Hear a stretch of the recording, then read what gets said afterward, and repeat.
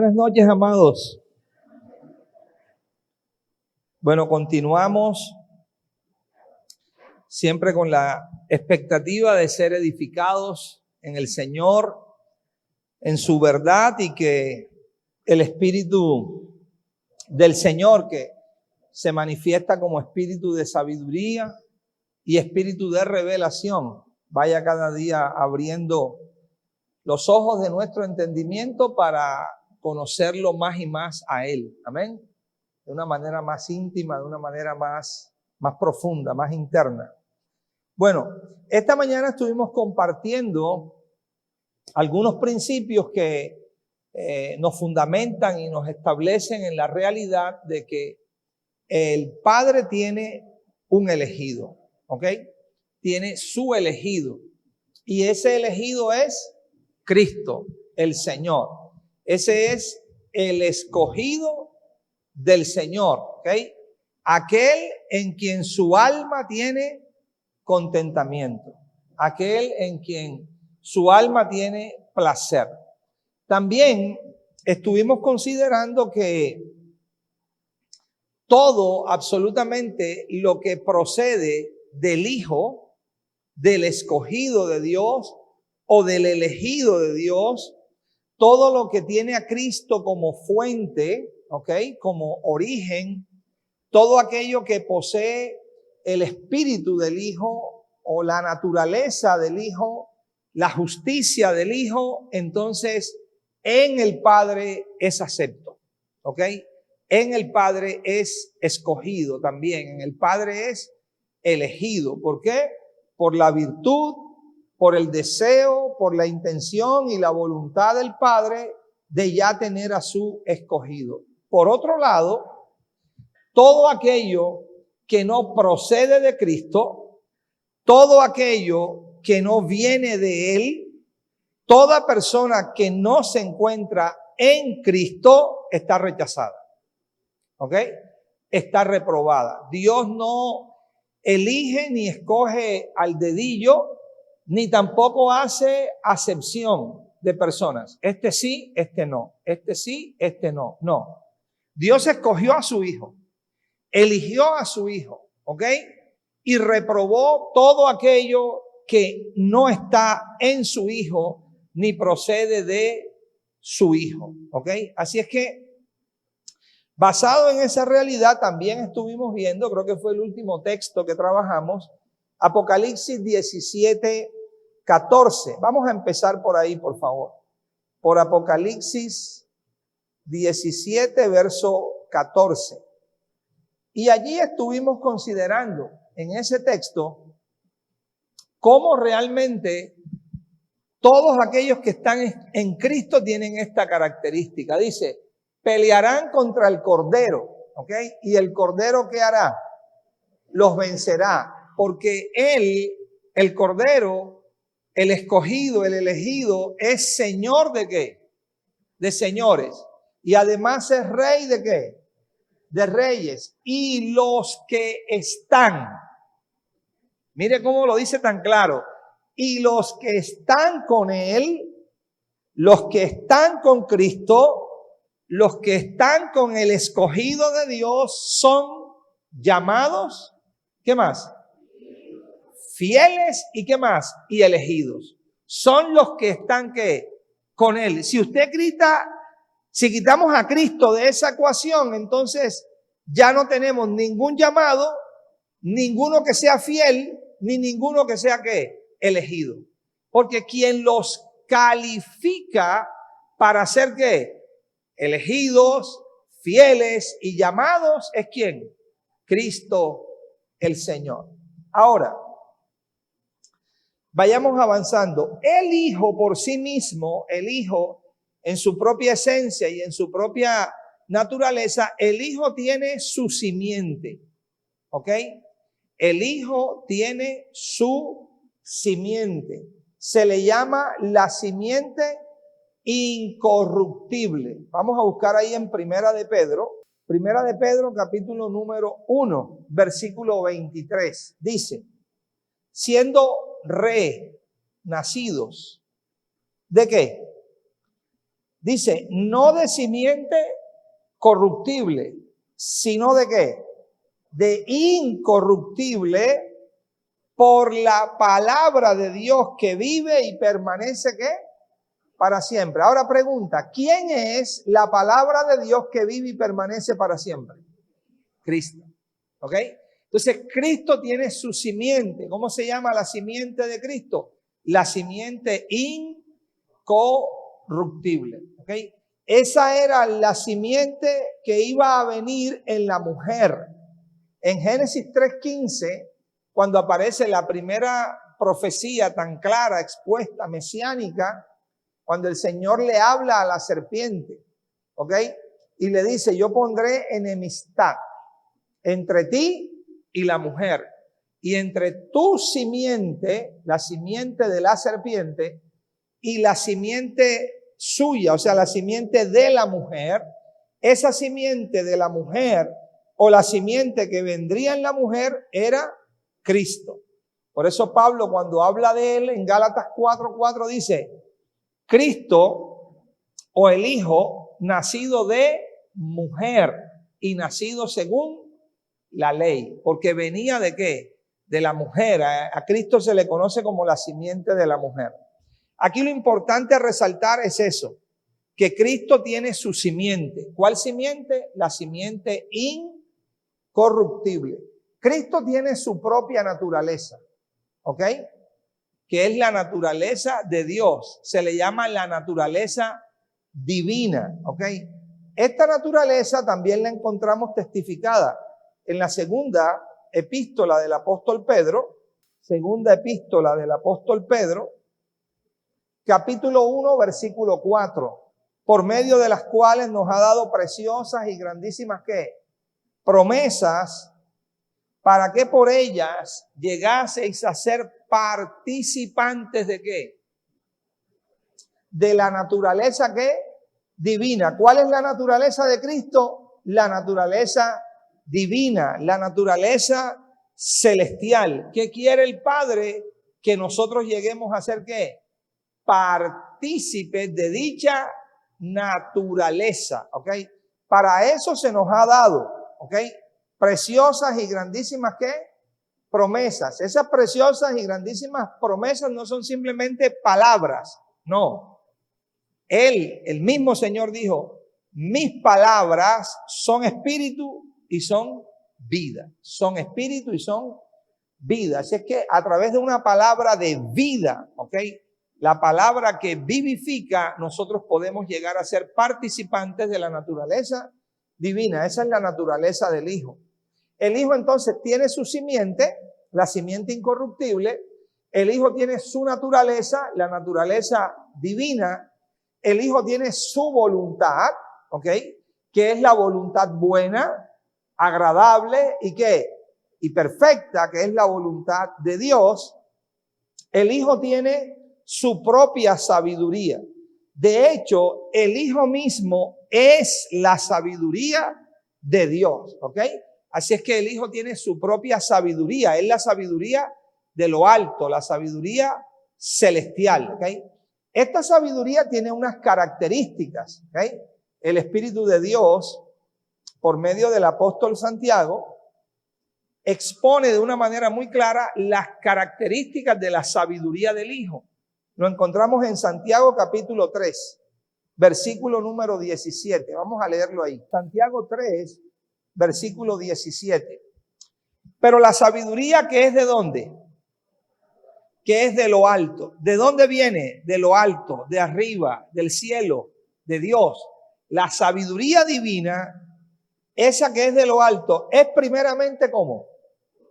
Pura. Esa sabiduría es pura. Y después es ¿cómo? Pacífica, amable, benigna, llena de ¿qué? De misericordias, de buenos frutos, sin incertidumbre, ¿ni qué? Ni hipocresía. Esa es la sabiduría del Hijo, ¿ok? ¿Qué más tiene el Hijo? Bueno, el Hijo tiene su propio reino, ¿ok? El reino de Cristo, ¿ok? Es un reino que está sobre todos, ¿ok? El Hijo tiene su nombre, un nombre que el Padre le ha dado, ¿ok? Por cuanto Él se humilló hasta lo sumo, dice que el Padre le dio un nombre que es, sobre todo, nombre, para que en el nombre de Jesucristo se doble ¿qué? Toda rodilla de los que están en los cielos, en la tierra, debajo de la tierra, y toda lengua confiese que Jesucristo es el Señor, para gloria de Dios Padre. El Hijo tiene su nacimiento. Y aclaro, cuando digo que el Hijo tiene su nacimiento, no estoy diciendo que Cristo nació. ¿Okay? Cristo no nació porque Cristo es eterno. Cristo no tiene un nacimiento, ni Cristo tiene un final. ¿Ok? Pero Él es el principio y el final absolutamente de todas las cosas. Todas las cosas tienen su origen ¿en quién? En Cristo, conforme a la perspectiva de Dios, pero también todas las cosas finalizan o alcanzan su plenitud completa ¿en quién? En Cristo. Por eso Él es el alfa y la omega, el principio y el fin, el primero y el último. Pero tiene un nacimiento. ¿Cómo se conoce ese nacimiento? Como el nacimiento del Espíritu. Usted busca en Juan capítulo 3 y en Juan capítulo 3 le hablan de ese nacimiento. El nacimiento que pertenece a Dios, el nacimiento que pertenece al Hijo. Juan 3:6, ¿qué dice? Lo que es nacido de la carne, ¿qué? Carne es. Y lo que es nacido del Espíritu, Espíritu es. Entonces, el nacimiento del Hijo es el nacimiento ¿de qué? Del Espíritu. El que Él le habla a unos versículos aquí más arriba a Nicodemo. ¿Y qué le dice? Nicodemo, es necesario ¿qué? Nacer de nuevo. La traducción más exacta es necesario nacer de arriba. ¿Ok? Nacer de arriba, nacer del Espíritu. ¿Ok? Nacer de lo celestial, nacer de lo que es eterno. Entonces el nacimiento del Hijo es el nacimiento ¿qué? De arriba. ¿Qué estamos viendo? Que el Hijo tiene su simiente, el Hijo tiene su naturaleza, el Hijo tiene su justicia, la justicia que es de Dios. El Hijo tiene su sabiduría. El Hijo tiene su reino. El Hijo tiene su cuerpo. El Hijo tiene su propia victoria. Todas estas son las cosas que encuentran origen ¿en quién? En Cristo. Y que tienen a Cristo como su propia ¿qué? Fuente. Recapitulando. Para el Padre, según su propósito y según su propio beneplácito, Él escogió ¿a quién? A su Hijo.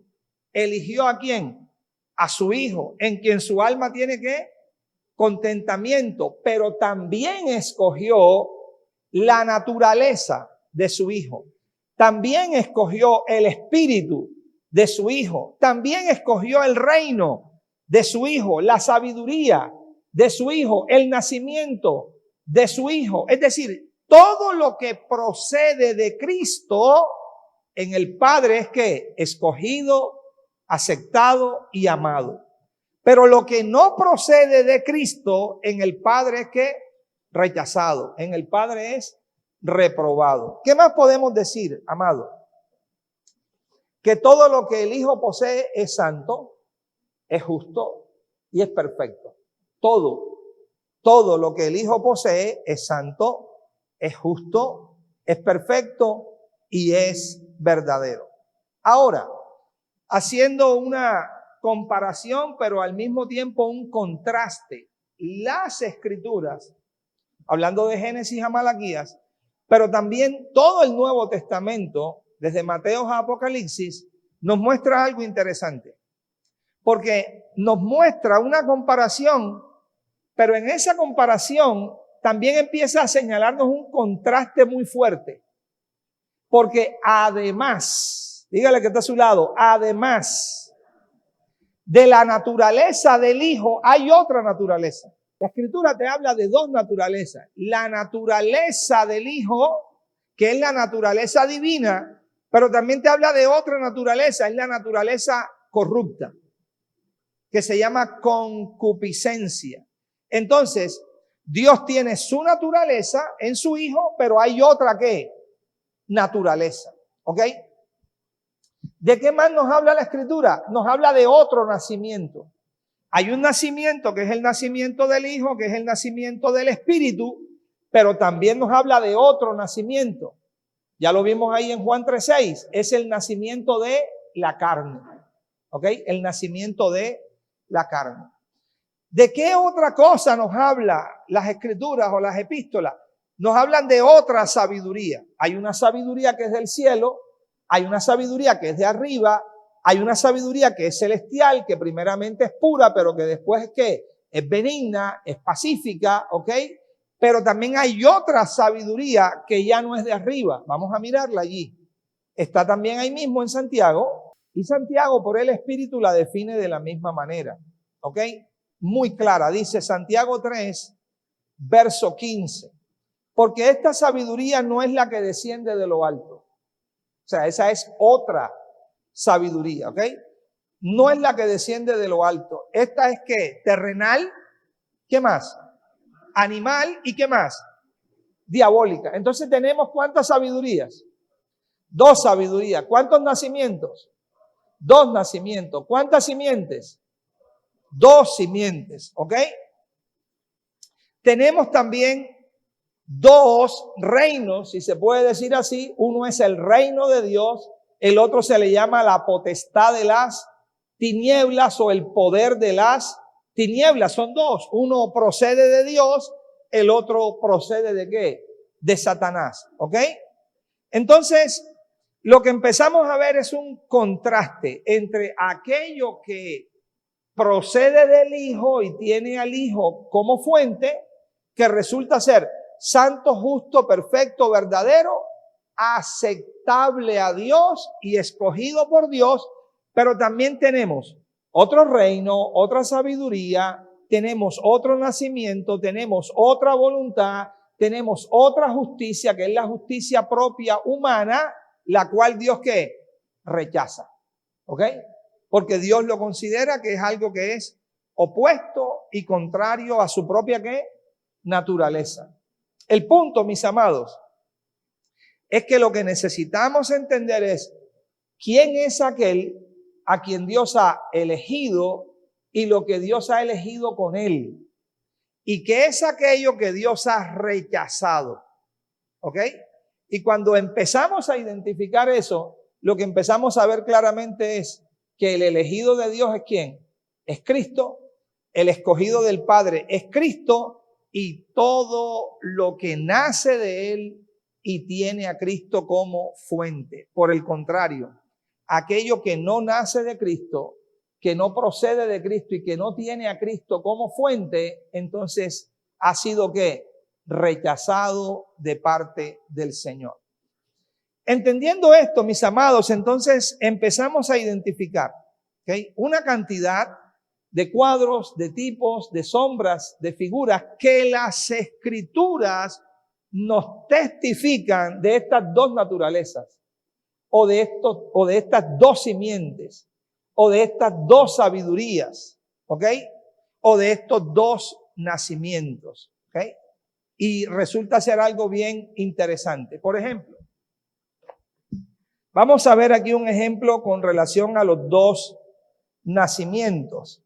¿Ya? Vamos a buscar en Génesis y vamos a leer acerca de 2 nacimientos. Ya sabemos que están los 2 nacimientos y que esos 2 nacimientos nos están hablando de uno, el nacimiento del espíritu, y el otro, el nacimiento de ¿qué? De la carne. El que es de Dios es el nacimiento ¿qué? Del espíritu. El otro es el nacimiento carnal, de abajo, hablando en sentido espiritual. Hay un tipo y sombra en las Escrituras que nos hablan de esos 2 nacimientos. Génesis 25, estos son los descendientes de Isaac, hijo de Abraham. Abraham engendró a Isaac. Y era Isaac de 40 años cuando tomó por mujer a Rebeca, hija de Betuel arameo, de Padán Aram, hermana de Labán arameo. Y oró Isaac al Señor por su mujer, que era estéril. Y lo aceptó el Señor y concibió Rebeca su mujer. Y los hijos, observe este cuadro, luchaban dentro de ella. Tenía gemelos, estaba embarazada de gemelos. Y ahí los gemelos, ¿qué hacían? Luchaban, ¿ok? Luchaban dentro de ella. Y entonces ella dijo, si es así, ¿para qué vivo yo? Y fue a consultar al Señor. Y le respondió el Señor, 2 naciones hay en tu seno, y 2 pueblos serán ¿qué? Divididos desde tus entrañas. Un pueblo será ¿qué? Más fuerte que el otro pueblo, y observe esto, y el mayor servirá ¿a quién? Al menor. ¿Okay? Un pueblo será más fuerte que otro pueblo, y el mayor servirá al menor. Estos son tipos o cuadros o figuras. ¿Okay? Los tipos y sombras en las escrituras, bueno, son muy comunes que se presenten, son analogías realmente que se presentan en cuadros de personas, tipos, cosas, situaciones materiales o naturales, pero que apuntan a dar una idea de una realidad que es espiritual. Usted va a encontrar algún tipo de semejanza o similitud en eso con la realidad espiritual, pero tenemos que entender que ningún tipo ni sombra es perfecta. ¿Ok? O sea, usted va a encontrar cierta similitud, va a encontrar cierta analogía, pero por otro lado va a encontrar una diferencia demasiado amplia, porque no hay nada en lo natural que pueda representar de una manera perfecta y exacta a Cristo o su obra. ¿Okay? Entonces, aquí lo que nosotros empezamos a ver son los 2 nacimientos en tipo sombras y figuras. ¿Por qué razón? Bueno, porque están en una pelea, los 2 gemelos ahí dentro, pero lógico, cuando van a nacer, uno tiene que nacer primero y el otro nace después o nace segundo. Le pregunto, ¿cuál es el mayor? El mayor es el que nace ¿qué? Primero. Por tanto, el mayor, ¿qué representa? El primer nacimiento. El primer nacimiento. Ese primer nacimiento es ¿qué? El mayor. Y el que nace de segundo es el menor. Entonces representa el segundo ¿qué?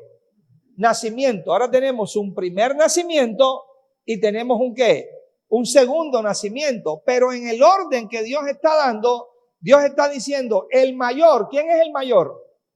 El primer nacimiento va a tener que servir al segundo nacimiento. O sea, el primer nacimiento se va a tener que someter ¿a quién? Al segundo nacimiento. ¿Cuál es el primer nacimiento? ¿El espiritual o el natural? El natural, Pablo lo dice en 1 Corintios 15, lo natural es ¿qué? Primero, luego lo ¿qué? Lo espiritual, ¿ok?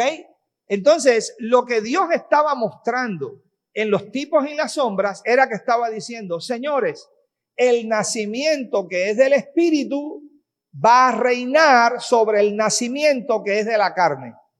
Esa es la razón por la cual, aunque en lo natural el primer nacimiento es el mayor y el segundo nacimiento es el que viene después, pues ese mayor, el que nace primero, que es la carne, va a tener que someterse ¿a qué?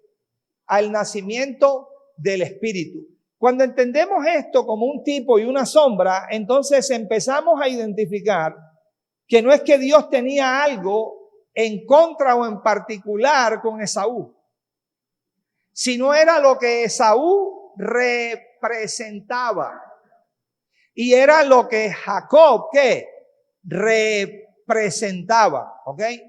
Ahora, diferencias gigantes que empezamos a ver. Bueno, este mismo Jacob, que era la representación del segundo nacimiento o el nacimiento que era del espíritu, era también engañador. Entonces en eso no se parecía en nada a quién, a Cristo, ¿ok? Dios usó a esas personas, ¿ok? No porque les manipuló su voluntad ni mucho menos, sino que en el proceder de cada una de ellas, de acuerdo a las operaciones que tenían, Dios vio cómo mostrar que cuadros, tipos, sombras y figuras para presentar esa realidad. ¿Por qué esto es importante entenderlo? Porque en cuanto a la elección, que Dios la hace según su presciencia, siempre tenemos que identificar que Dios lo que ama, lo que escoge y lo que elige es a su Hijo y todo lo que procede de ¿quién? De su Hijo. ¿Y qué es lo que Dios rechaza? todo aquello que no está en ¿quién? En Cristo, ni procede de Cristo Jesús. Siguiendo con esta misma realidad, en Malaquías capítulo 1, observemos lo que se encuentra allí escrito. Malaquías capítulo 1, vamos a mirar el versículo 1 hasta el versículo 4 y dice así. Profecía de la palabra del Señor contra Israel. Por medio de Malaquías, yo os he amado, dice el Señor. E Israel respondió y dijo, ¿en qué nos amaste? ¿No era Esaú hermano de Jacob, dice el Señor? Claro que era hermano, ¿cierto? Esaú hermano de Jacob. Y luego dice, y amé a Jacob y aborrecí ¿a quién? A Esaú. Amé a Jacob y aborrecí ¿a quién? A Esaú. Si yo tomo eso desde un punto de vista con mi mente natural, ¿qué digo? Pobre Esaú. O como dicen en Colombia, Dios se la montó al pobre de Esaú. Le cayó mal Esaú. ¿Ok? Pero Dios le dio la diestra ¿a quién? A Jacob. Y entonces lo llevamos a un plano ¿qué? Personal. ¿Ok? Como si Dios escogiera a Martín, pero a Juana la desechara. ¿Ok? Porque lo tomamos dentro de un enfoque ¿qué? Personal, terrenal o natural. Pero cuando Dios está hablando aquí, está hablando en todo su lenguaje espiritual que ha usado a lo largo del Antiguo Testamento, pero escondido ¿en qué? En sombras, tipos y figuras. ¿Qué representa Esaú? ¿Qué nacimiento? El primer nacimiento. ¿Qué representa Esaú? El nacimiento según la carne. ¿Qué representa Esaú? El incremento de la carne. Todo aquello que no tiene a Dios como ¿qué? Como fuente. Todo aquello que no procede de Cristo. ¿Qué representa Jacob? El segundo nacimiento. Ese segundo nacimiento es el nacimiento según ¿qué? El Espíritu. Entonces Jacob representa lo que procede ¿de quién? De Cristo. Lo que tiene a Dios y a Cristo como ¿qué? Como fuente. Entonces Dios está dando un anuncio y está diciendo, señores, yo a Esaú, ¿lo qué? Lo aborrecí. Y a Jacob, ¿qué? Lo amé. ¿Qué está diciendo Dios realmente? Yo amo lo que procede de mi hijo. Yo amo lo que procede de mi espíritu. Yo amo todo aquello que representa a mi hijo y tiene a mi hijo como ¿qué? Como fuente. Pero todo lo que es contrario a mi hijo y lo que no procede de mi hijo, yo lo aborrezco. O sea, Dios no está hablando de X persona en particular. Lo que está exponiendo es un cuadro de unas realidades que espirituales. ¿Ok? Y luego dice, y convertí, hablando de Esaú, sus montes en desolación y abandoné su heredad para los chacales del desierto. Cuando Edom, si usted hace un estudio, ¿ok?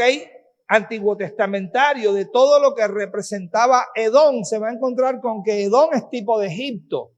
Edom es tipo de Esaú. Edom representa la parte carnal. Edom habla del primer nacimiento, del incremento de la carne, de la naturaleza caída, de todo aquello que no tiene a Cristo como ¿qué? Como fuente. Entonces, cuando Edom dijere, nos hemos ¿qué? Empobrecido, pero volveremos ¿a qué? A edificar o a levantar lo arruinado, así ha dicho el Señor de los ejércitos. Ellos edificarán ¿y qué? Y yo destruiré. ¿Ok? Y les llamarán territorio ¿de qué? De impiedad y pueblo contra el cual el Señor está indignado por algunos años. ¿Está indignado qué? Para siempre. Porque ¿qué representa Edom? La carne. ¿Qué representa Edom? La naturaleza caída. ¿Qué representa Edom? El primer nacimiento. ¿Qué representa Edom? La voluntad del hombre. ¿Qué representa Edom? El deseo humano. ¿Ok? Entonces Dios lo que está diciendo es, señores, conmigo todo lo que es terrenal, todo lo que proceda de la sabiduría del hombre, todo lo que proceda de la capacidad del hombre que no pertenece a mi hijo y que no es fruto ni producto de la gracia de mi hijo, yo lo aborrezco. Y no tengo relación con eso. ¿Ok? Eso para mí no califica. Porque ya yo tengo a mí escogido. Ya yo tengo a mí amado. Aquel en quien mi alma tiene que contentamiento. ¿Ok? Dentro de esa misma línea vamos a Romanos 9. Y entonces encontramos uno de los capítulos que ha sido conflictivo durante siglos en la iglesia cristiana. Pablo aquí empieza a hablar sobre el misterio de la elección. Y dice Romanos 9, verdad digo en Cristo, no miento, y mi conciencia me da testimonio en el Espíritu Santo, que tengo gran tristeza y continuo dolor en mi corazón, porque deseara yo mismo ser anatema, separado de Cristo, por amor a mis hermanos, los que son mis parientes, ¿según qué? Según la carne, que son israelitas, de los cuales son la adopción, la gloria, el pacto, la promulgación de la ley, el culto y las ¿qué? Y las promesas de quienes son los patriarcas y de los cuales según la carne vino Cristo, el cual es Dios sobre todas las cosas, bendito por los siglos, amén. Ojo, no que la palabra de Dios haya fallado, porque no todos los que descienden de Israel son ¿qué? Son israelitas. Ya Pablo está introduciendo un principio o una realidad espiritual. Mire lo primero que marca. Señores, no todos los que descienden de Israel son ¿qué? Son israelitas. Ese es un lenguaje espiritual que él está marcando. ¿Cómo que no todos los que descienden de Israel son israelitas? Pues se supone que todos los que descienden de Israel son ¿qué? Son israelitas. Ah, eso sí lo concibe según la ¿qué? La carne. Eso sí lo concibe según la mente natural, ¿ok? Pero según la mente del espíritu, ¿qué? No es así. Porque de Isaac descendieron Esaú y descendieron ¿qué? Jacob. Pero el uno representaba una cosa por lo que había en su corazón y el otro representaba ¿qué? Otra por lo que había en su propio ¿qué? Corazón. ¿Quién era el padre de ambos? El mismo. El padre era el mismo, pero el uno era la representación del primer nacimiento y el otro era la representación de ¿qué? Del segundo nacimiento, ¿ok? Ni por ser descendientes de Abraham son todos hijos. Claro, porque Abraham era el padre de Ismael, pero Abraham también era el padre de ¿quién? De Isaac, ¿ok? Ahora, Ismael, ¿qué representa? Ismael representa el hijo de la esclava. Y ese hijo de la esclava no es acepto ¿en quién? En Dios, hablando espiritual ¿qué? Mente, porque materialmente le digo, no te preocupes por Ismael, también lo voy a bendecir y también va a tener sus posesiones. Pero eso es hablando ¿qué? Naturalmente, para Abraham como padre natural, pero espiritualmente hablando, cuando lo llama y le dice, Abraham, ofréceme a tu hijo único o a tu único hijo. ¿Quién? Isaac. Ay, ¿dónde está Ismael? No, Ismael no cuenta para mí. Espiritualmente hablando, no. Espiritualmente hablando, no. No metas a Ismael en este asunto porque Ismael es lo que la carne ¿qué? Produce. Pero yo no soy un Dios de la carne. ¿Ok? Yo soy espíritu. ¿Ok? Entonces, yo voy a tratar contigo de acuerdo a mi propósito, no de acuerdo a lo que esté fuera de ¿qué?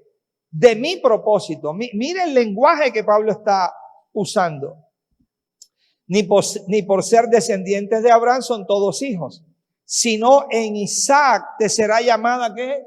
Descendencia. O sea, si empezamos a ver lo que el Espíritu empieza a marcar aquí es una diferencia. ¿Cuál es la diferencia? El Espíritu y la carne. ¿Ok? El segundo nacimiento con el primer nacimiento. La naturaleza divina con la naturaleza de abajo y nos empieza a decir, lo que es de Dios es esto, lo que Dios acepta es esto, lo que Dios ha escogido es esto, porque esto es lo que procede ¿de quién? De su Hijo, y en esto su alma tiene ¿qué? Contentamiento, porque tiene al Hijo como fuente de todo. Pero lo que está fuera de eso está ¿qué? Rechazado y reprobado por Dios. O sea, no es un asunto, ¿ok? De Álvaro, de María, de Carmen, de Jimena. No, no es así. Es el escogido de Dios, el amado de Dios, el elegido de Dios y todo aquello que no está en ese escogido, ¿ok? Luego dice, verso 8, esto es, no los que son hijos según la carne son los hijos de Dios. ¿Lo ve? No los que son hijos según la carne son los hijos de Dios. Porque para ser hijo de Dios, hay que nacer de Él. Hay que nacer ¿de qué? De Él. Por eso le dijo a Nicodemo, Nicodemo, es necesario nacer de arriba. Es necesario nacer de nuevo. Es necesario nacer del Espíritu. ¿Ok? Porque no lo que nace de la carne o los que nacen de la carne son hijos de Dios. Sino que los que son hijos según la promesa son contados como ¿qué? Como descendientes. Porque la palabra de la promesa, ¿ok? Y vuelvo y repito, esa promesa no es simplemente una simple palabra suelta o ni aún escrita. No, esa promesa es la palabra viva de Dios que ha salido ¿de dónde? De la boca de Dios, que no regresa a Dios ¿qué? Vacía, que es espíritu y que es vida, esa promesa. Entonces, la palabra de la promesa es esta: por este tiempo vendré y Sara tendrá ¿qué? Sara tendrá un hijo. Y no solo esto, sino también cuando Rebeca concibió de uno, está diciendo, Rebeca no es que tuvo dos maridos, no, tuvo un solo marido, fue Isaac, nuestro padre. Dice, pues no habían aún nacido, ni habían hecho aún ni bien ni mal, para que el propósito de Dios conforme a la elección que permaneciese, no por las obras, sino que por el que llama. Ahora, la pregunta que deberíamos hacernos es, ¿cuál es el propósito de Dios conforme a la elección? Bueno, es lo que Dios en su voluntad y en su beneplácito desde antes que el mundo fuese, Dios eligió a su elegido, Dios eligió a su escogido, Dios eligió ¿a quién? A su Hijo, y a todo lo que procede ¿de quién? De su Hijo. Pero por otro lado, aquello que no tiene a Cristo como ¿qué? Como fuente y que no procede ¿de qué? De Cristo, se encuentra ¿qué? Rechazado en él, ¿ok? Y luego dice, se le dijo, el mayor servirá ¿a qué? Al menor. La carne tiene que servir ¿a qué? Al espíritu, ¿ok? Como está escrito, a Jacob amé, mas a Esaú ¿qué?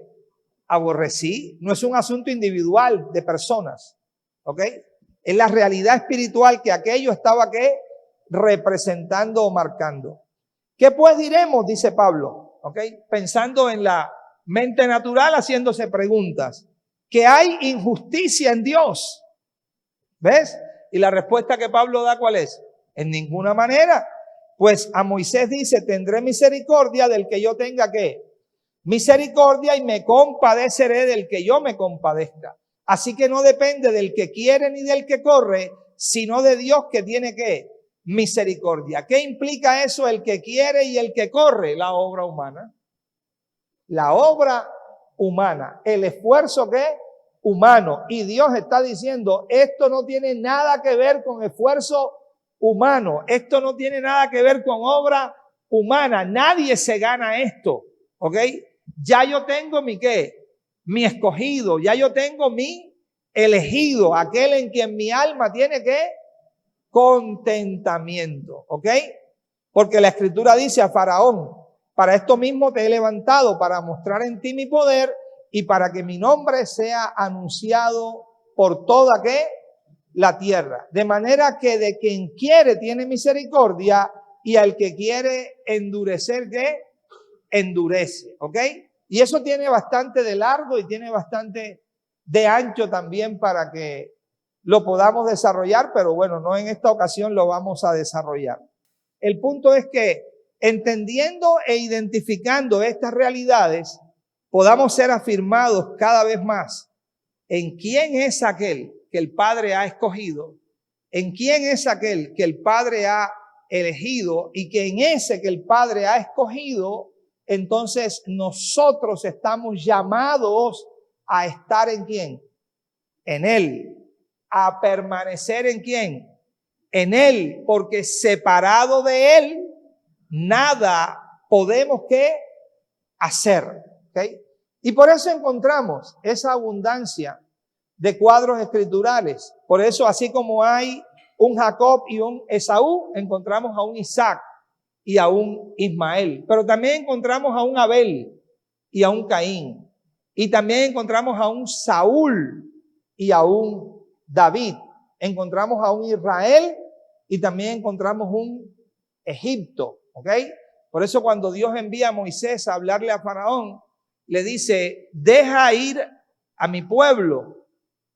En otra parte le dice, deja ir a mi hijo para que mi hijo me celebre fiesta, ¿qué? En el desierto. ¿De qué hijo está hablando? Está hablando de Israel, como el hijo ¿qué?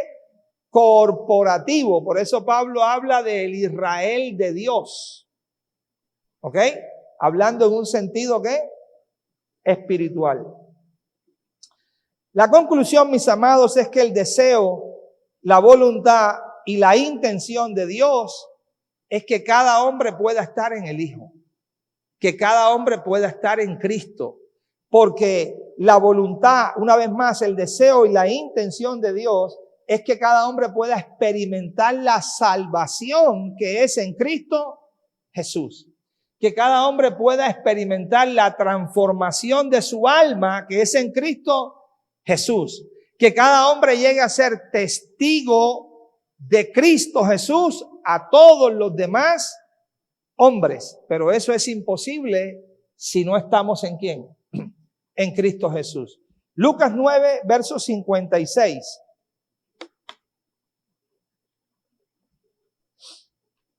Lucas 9, verso 56. Dice, porque el Hijo del Hombre, ¿qué? No ha venido, ¿qué? Porque el Hijo del Hombre no ha venido para perder las almas de los hombres, sino ¿para qué? Para salvarlas. O sea, Dios no está en el negocio de perder las almas. Dios está en el negocio de ¿qué? De salvar las almas. Juan capítulo 3, versículo 17, mire lo que dice.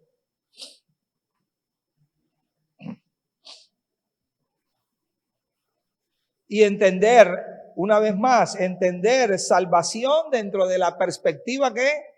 Divina. La salvación dentro de la perspectiva divina es primeramente conocer de una manera íntima, interna y profunda al Salvador y participar o experimentar su obra de transformación en el corazón. ¿Ok? Por eso la salvación que se identifica como la soteria de Dios, esa soteria de Dios no es otra cosa que la obra que hace el sóter. No puede haber salvación si no hay Salvador. No puede haber una soteria si no hay un sóter.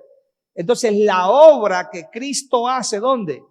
En el corazón nuestro para transformarnos a su propia imagen, esa es la obra de ¿qué? De salvación que produce el incremento de Cristo en cada uno de nuestros corazones. Para eso vino el Hijo de Dios. Juan 3, verso 17. Porque no envió Dios a su Hijo al mundo, lo cual implica lo mismo decir, porque no envió Dios a su Hijo a los hombres. ¿Para qué?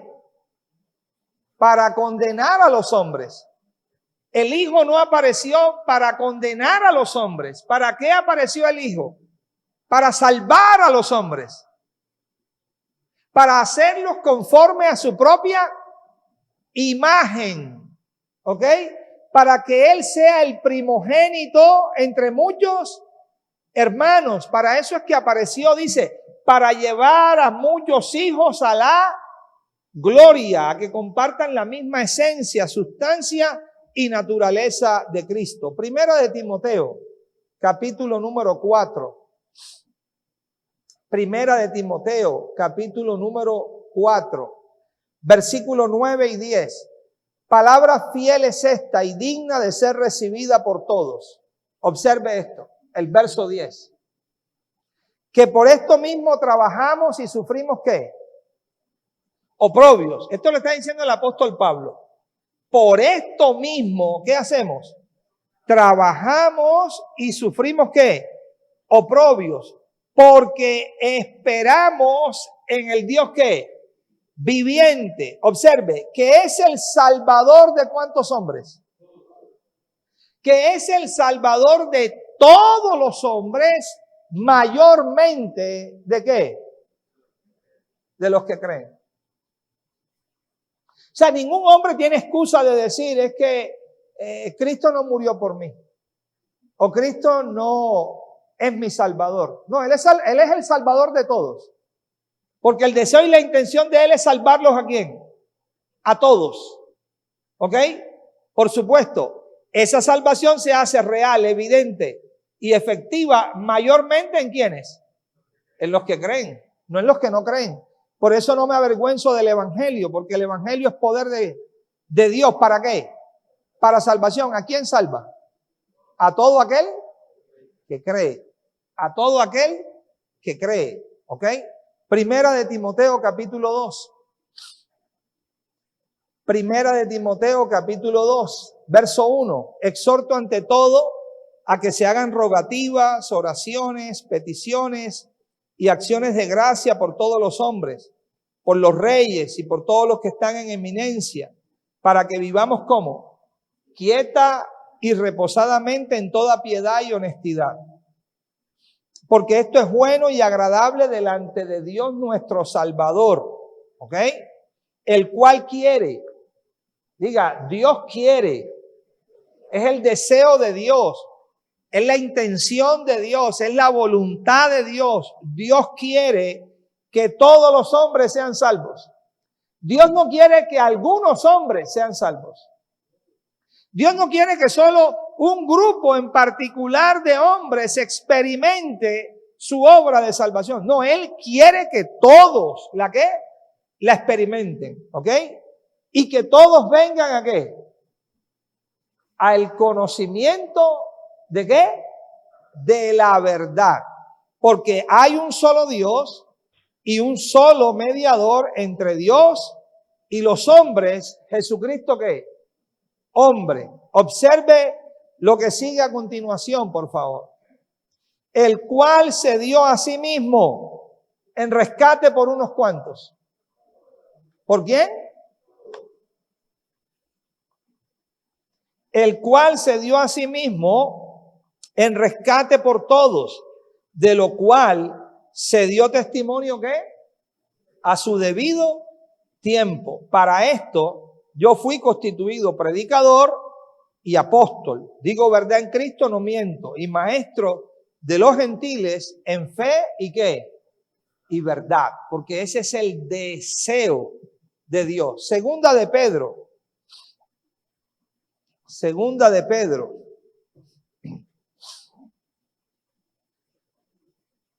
Capítulo 2, versículo 1.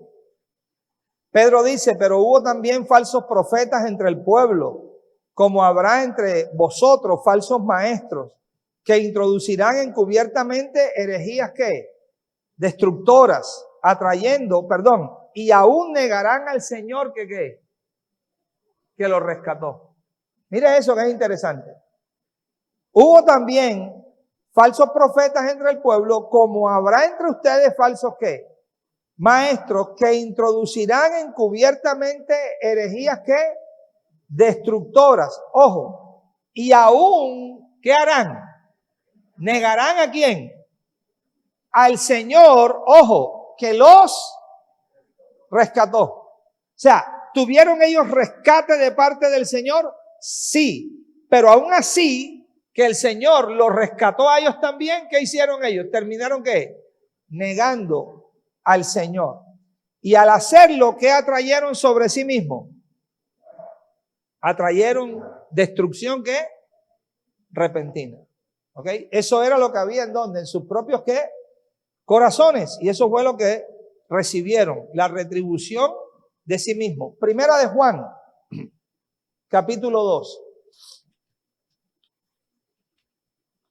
Fuimos desde antes de la fundación del mundo elegidos, pero elegidos en Cristo. Por eso se puede hablar de elegidos ¿en quién? En Cristo. Y llamados ¿en quién? En Cristo. Y fieles ¿en quién? En Cristo. Usted quita a Cristo de ese ejercicio y no encuentra ni un solo llamado, ni un solo escogido, ni un solo fiel. Porque separados de mí, nada podéis ¿qué? Hacer. ¿Ok? Es el Hijo el que marca la diferencia. Es permanecer en Él. Es volverse a Él. Es ser por Él enseñados. ¿Ok? De eso es que se trata. Primera de Juan, capítulo 2. Versículo número 2. Y Él, el Hijo, es la propiciación. ¿Por qué? ¿Por qué? Por nuestros pecados. Él es la propiciación por nuestros pecados. Y no solamente por los nuestros. No solamente por los nuestros, dice el apóstol. Sino que también por los de todos, ¿qué? El mundo. Entonces, ellos entendían perfectamente el cuadro de lo que estaba aconteciendo. Sabían que el hombre en su estado y condición natural estaba muerto. Estaba muerto en delitos y estaba muerto en pecados. El hombre en su estado natural es deudor de Dios. El asunto es que no tiene cómo pagarle a Dios la deuda. Al no tener cómo pagarle a Dios la deuda, está en deuda con el Señor, pero también es enemigo de Dios. Entonces Dios envía a su Hijo para que cada una de las realidades espirituales puedan llegar a ser efectivas al hombre. ¿Ok? Dentro de ese envío que hace del Hijo, ¿ok? Y que en el Hijo está toda la plenitud del Padre y está en Él todas las realidades espirituales, pues dentro de todas ellas hay una que se llama la propiciación. La propiciación representa un precio que se paga, ¿ok? Un precio para saldar una deuda. Pero en el ámbito espiritual no solamente es un precio para salvar una deuda, sino que el precio que se está pagando produce el agrado de al que se le paga. O sea, cuando se paga el precio, a aquel al que se le paga el precio, con el precio pagado queda satisfecho. Y con el precio pagado queda agradado. Al quedar agradado se mueve en piedad, se mueve en bondad y se mueve en misericordia. Eso es lo que hace el Hijo. El Hijo se ofrece como propiciación. ¿Por quiénes? Por los hombres. Se ofrece en sacrificio. Pablo lo identifica así en Efesios 5:2. Busquémoslo allí, por favor. Efesios 5, versículo 2. Y se dice de esta manera: y andad en amor como también Cristo nos amó, ojo, y se entregó. ¿Se entregó qué? A sí mismo por nosotros. Observe, ofrenda y sacrificio a Dios, pero no cualquier ofrenda y no cualquier sacrificio, sino ofrenda y sacrificio a Dios en olor ¿cómo? Fragante, en olor fragante, el olor de su Hijo, de la vida de su Hijo puesta en expiación por los pecados. Entonces hay una propiciación que Dios ha llevado a cabo. Y esa propiciación es por medio de ¿qué? De su Hijo. Por eso, por medio del Hijo, todos los que creen en Él tienen entrada libre por un mismo espíritu. ¿A quién? Al Padre. ¿Ok? Pero si quitamos al Hijo del escenario, nadie tiene ¿qué? Entrada, porque nadie puede calificar por sí mismo. ¿Ok? El Hijo es la propiciación misma. ¿Ok? Recuerde que la propiciación era la acción de derramar sangre sobre el propiciatorio. Esto no lo podía hacer cualquiera. Solamente lo hacía el sumo sacerdote. ¿Cuántas veces al año entraba? Una sola vez al lugar santísimo. Pero no entraba con sangre propia. Entraba con sangre ajena de animales y la derramaba 7 veces sobre la tapa del arca que se llamaba ¿el qué? El propiciatorio. Entonces, Cristo ahora se vuelve la propiciación, porque Él ahora derrama, pero derrama su propia sangre. No busca a otro sacerdote o sumo sacerdote. Él mismo se presenta como el gran ¿qué? Sumo sacerdote. Y después que resucita, asciende al Padre y le presenta al Padre la sangre del pacto eterno. Y dice, Padre, aquí estoy yo como la propiciación por todos los hombres, para que por medio de mí todos los hombres puedan tener ¿qué? Reconciliación contigo. ¿Ok? Y este sumo sacerdote nos convenía, de verdad que nos convenía. No había otro que nos convenía, solo Él nos convenía. Hebreos capítulo 7, miremoslo allí, verso 26.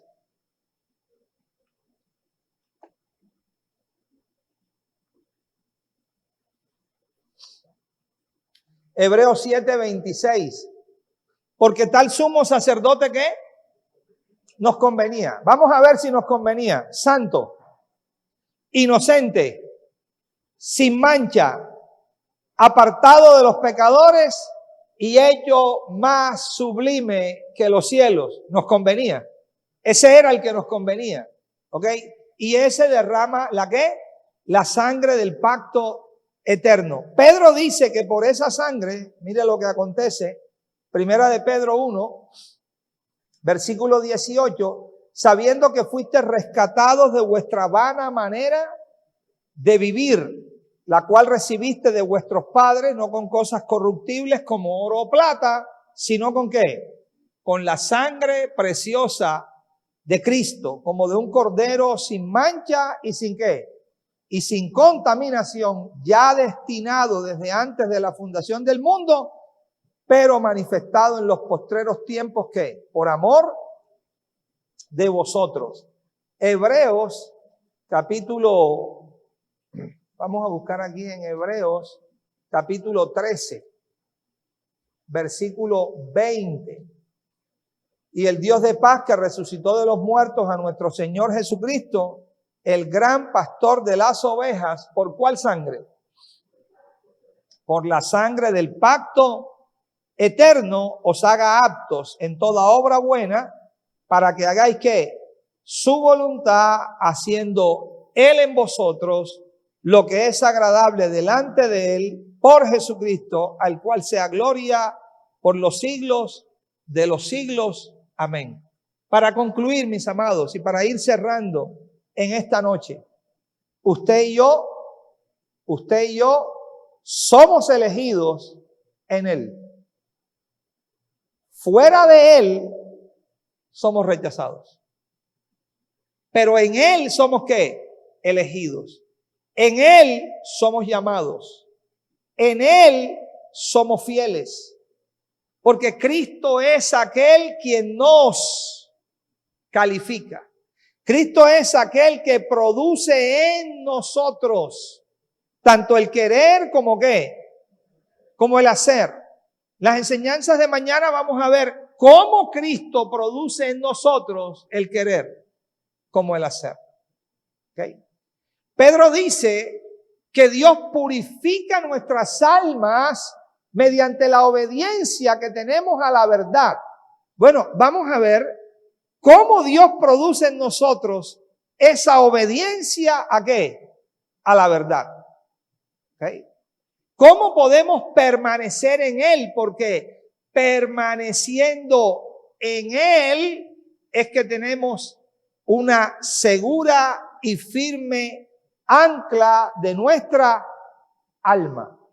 Toda nuestra seguridad está ¿en quién? En Cristo. Toda nuestra fortaleza está ¿en quién? En Cristo.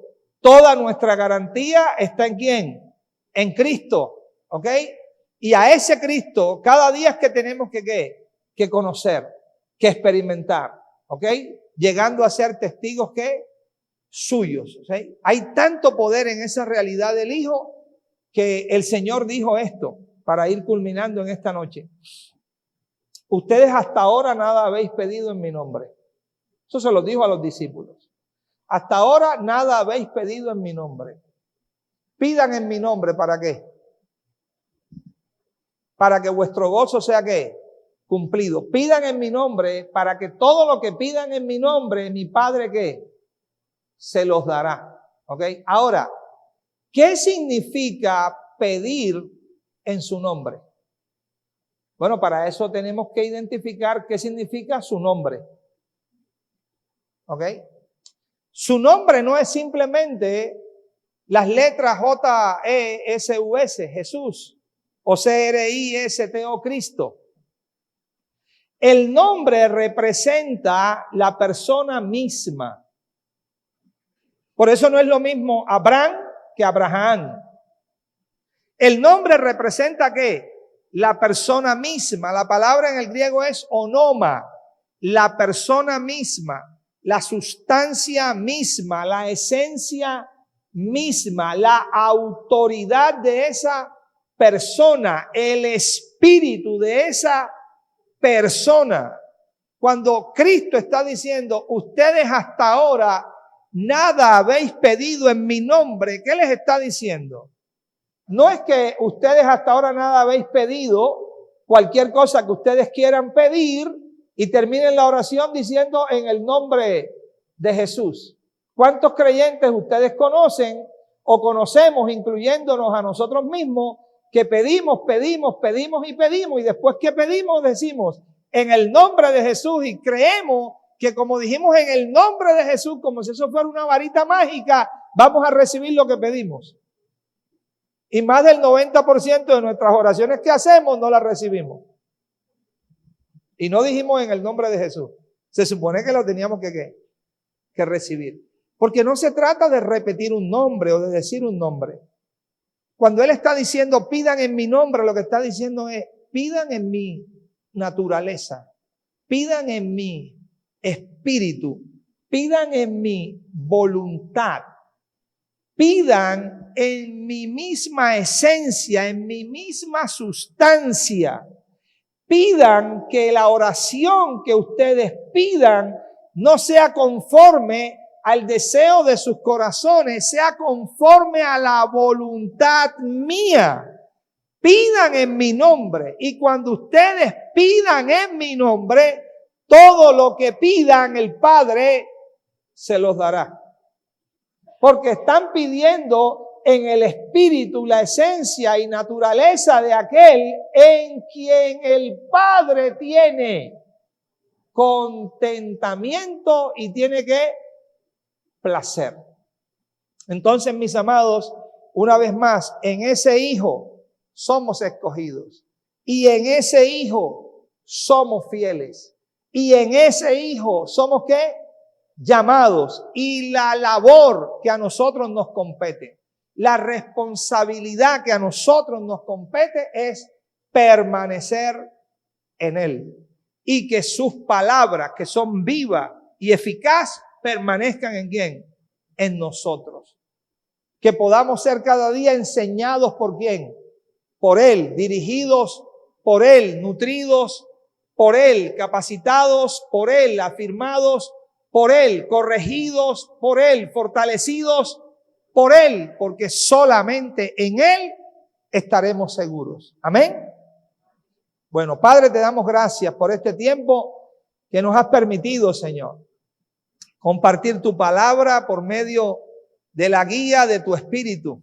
Abre tú, Señor, cada día los ojos de nuestro entendimiento, que nuestros corazones realmente se vuelvan cada día a ti, corazones tiernos y mansos, enseñables, bajo la dirección de tu espíritu, y que cada día podamos crecer y crecer y crecer a la estatura del varón perfecto, Cristo Jesús, para gloria de tu nombre. Amén y amén.